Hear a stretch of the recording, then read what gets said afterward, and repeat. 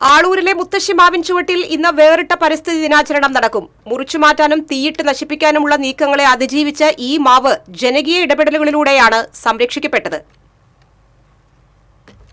ജില്ലയിൽ അപൂർവമായി മാത്രം നടന്നിട്ടുള്ള വൃക്ഷചികിത്സയിലൂടെ പുനർജീവിച്ചതാണ് ആളൂരിലെ മുത്തശ്ശി മാവ്.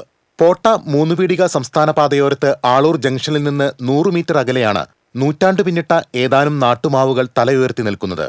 ഇവയിൽ ഒരു മാവിനെ 4 വർഷം മുൻപ് അജ്ഞാതർ തീയിട്ട് നശിപ്പിക്കാൻ ശ്രമം നടത്തിയിരുന്നു. ഇതേ തുടർന്ന് മാവിന്റെ തൊലി പൂർണ്ണമായും നശിച്ചു.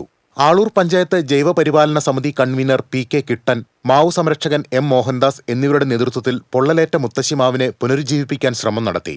കോട്ടയം സ്വദേശിയും വനമിത്ര പുരസ്കാര ജേതാവുമായ ബിനു സ്ഥലത്തെത്തി ആയുർവേദ വൃക്ഷചികിത്സ നടത്തി. തീയിൽ ഉണങ്ങിപ്പോകുമായിരുന്ന മാവു മുത്തശ്ശി ക്രമേണ ആരോഗ്യം വീണ്ടെടുക്കുകയും തൊട്ടടുത്ത വർഷം നിറഞ്ഞു കായ്ക്കുകയും ചെയ്തു.